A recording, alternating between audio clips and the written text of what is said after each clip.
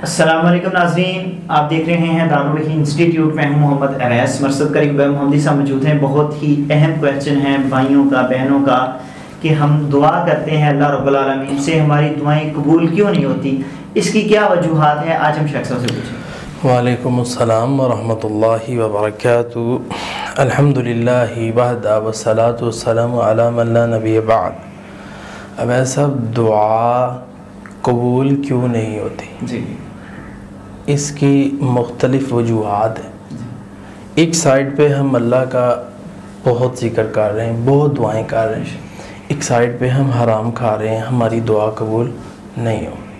ایک سائڈ پہ ہم بڑے اچھے ہیں، ہماری بیوی بد اخلاق ہے تو ہماری دعا قبول نہیں ہوگی۔ دلیل اللہ کے نبی حدیث ہے۔ اسی طرح جو شخص لینے دینے کے وقت، لین دین کے وقت، اذا تداینتم بدین، تو جب لین دین کرو تو اللہ کہتے ہیں فاکتبوہا، اسے لکھ لیا کرو۔ ہم لین دین کے وقت لکھتے نہیں ہیں، کسی کو قرض دیا، سودا کیا، کچھ بھی اسے لکھتے نہیں ہیں۔ تو جب جو شخص لکھا نہیں کرتا، بعد میں اسے نقصان ہوتا ہے۔ آپ کا تجربہ بھی ہوگا زندگی کے اندر کہ جب نقصان ہوتا ہے تو بندہ پھر آ کے دکھاتا ہے جی میرا تیرا یہ لین دین ہے، تو اس کے پاس تحریر ہی نہیں ہے، ثبوت ہی نہیں ہے، تو کہاں وہ کیس کرے گا؟ اللہ کہتے ہیں میں بھی دعا قبول نہیں کروں گا۔ اور قرآن مجید میں سب سے بڑی آیت جو ہے، آیت ہے پورے قرآن میں، وہ لین دین کے بارے میں کہ جب بھی آپ لین دین کریں تو اسے لکھ لیا کریں۔ سب سے بڑی آیت جو ہے وہ اس کے متعلق آتی ہے۔ اسی طرح جو شخص لینے اور دینے کے وقت نہیں، اور جو شخص دنیا کے اندر رہتا ہوا یہ سمجھتا ہے کہ میں ہر طرف سے سب صحیح ہوں۔ سعودی عرب بھی ایک بندے نے مجھ سے یہی سوال کیا کہ میں قاری صاحب ہر معاملے میں نے چیک کر کے دیکھا ہے، کسی سے میں نے ظلم نہیں کیا، میں نے کسی کے پیسے نہیں مارے، یتیم کا میں مال نہیں کھایا میں نے، تو پھر کیا وجہ ہے اللہ میری دعا کیوں نہیں قبول کرتا؟ میرے حالات بہتر کیوں نہیں ہوتے؟ اچھا سوال تھا اس کا۔ تو اللہ تعالیٰ کا قبول کرنے کا انداز دیکھنا ہے اب کہ اللہ قبول کس طرح کرتا ہے۔ تو قبول کرنے کی 3 کیٹیگری ہیں اللہ کی۔ سب سے پہلی کیٹیگری یہ ہے کہ اللہ تعالیٰ فوری قبول کر کے پورا کر دیتا ہے۔ آپ نے دیکھا ہوگا رات آپ نے ہاتھ اٹھائے ہیں، صبح آپ کو چیز مل گئی۔ نمبر 2، اللہ تعالیٰ کی دوسری کیٹیگری یہ ہے کہ بندے نے اللہ سے دعا مانگی ہے تو اللہ تعالیٰ نے اس کی دعا کو سنبھال لیا ہے۔ بہت بڑی کوئی مصیبت آنی تھی، اس نے اللہ معاف فرمائے، کہیں جانا تھا، اس کی جو ٹانگیں ہیں کسی گاڑی کی طرح نیچے آ جانی تھی، ٹانگیں کاٹنی پڑنی تھی، تو اللہ کے علم میں ہے کہ فلاں موقع پہ فلاں وقت پہ یہ جائے گا، اس کے ساتھ ایسے ہوگا۔ تو اللہ نے جو اس کی دعا سنبھالی ہوئی ہے نا، اللہ تعالیٰ نے اس دعا کے بدلے میں اس کی ٹانگیں بچا لی۔ اور وہی شخص اس کی گاڑی میں نے تباہ ہوتی ہوئی، بعض میں اس نے پکچریں دکھائی مجھے کہ قاری صاحب یہ گاڑی ساری تباہ ہو گئی، میرا بیٹا بچ گیا۔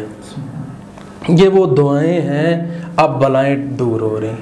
اسی طرح دولت کی بندے کے پاس ریل پیل آسائش والی زندگی ہے، بیٹا کسی چیز کے نیچے آ کے مر جائے تو کتنی پریشانی۔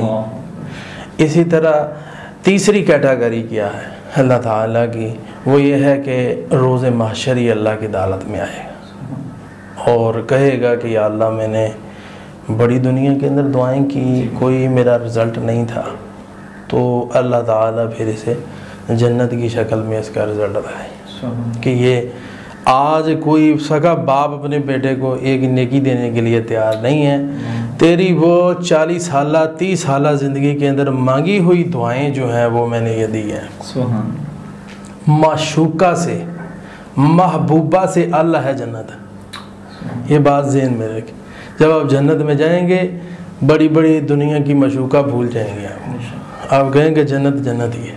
حدیث میں آتا ہے ساری زندگی بندے کو ایک اذیت والی زندگی گزارنی پڑے، تکلیفوں والی زندگی کہ سڑ گیا، سوکھ گیا، تو پھٹ گیا، ٹوٹ گیا بندہ، لیکن جب قیامت کو آئے گا اللہ جنت کا ایک چکر لگائے، صرف ایک چکر، پوچھے گا سنا کہے گا یا اللہ تکلیف ہوتی کیا ہے مجھے نہیں پتا اس کا، یعنی جنت اتنی اعلیٰ آسائش والی زندگی جس کی دنیا کے اندر ہے اور جس کو جنت بنا کے بیٹھا ہوا ہے جناب، کھا رہا ہے حرام بھی حلال سب کچھ ہو رہا ہے، وہ کہہ رہا ہے میرے لیے جنت ہے۔ اللہ کہتے ہیں جب قیامت کو آئے گا ہم جہنم کا ایک چکر لگائیں گے، کہے گا سائشیں ہوتی کیا ہے۔